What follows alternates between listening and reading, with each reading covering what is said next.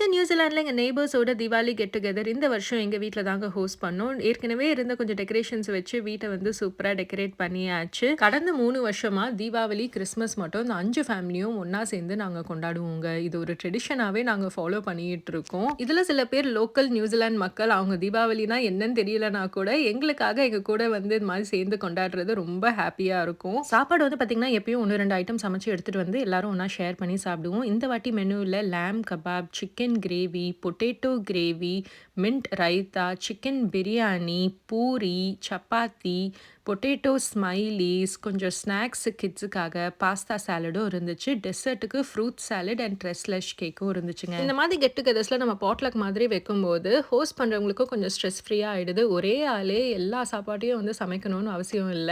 அதே மாதிரி வர கெஸ்ட்டும் வேற வேற கல்ச்சர்ல இருந்தும் ஃபுட் எல்லாம் ட்ரை பண்றதுக்கு அவங்களுக்கும் ஒரு ஆப்பர்ச்சுனிட்டியா அமைஞ்சிருது. சாப்பிட்டு முடிச்சுட்டு எல்லாரும் சூப்பரா ஃபோட்டோஸ்லாம் எடுத்து முடிச்சாச்சுங்க. ஃபோட்டோஸ் எடுத்துட்டு ஒரு ஃபன்னான கேம் தான் இந்த வாட்டி விளையாடணும். நாங்க எப்போ கெட் டுகெதர் பண்ணாலும் இந்த மாதிரி ஒரு ஃபன்னான கேம் இல்லாம இருக்காது. எல்லாரும் ஜாலியா கதை பேசிட்டு எங்களோட தீபாவளி கெட் டுகெதரும் ரொம்ப ஹாப்பி அண்ட் ஃபுல்ஃபில்லிங்கா வந்து செலிப்ரேட் பண்ணோங்க.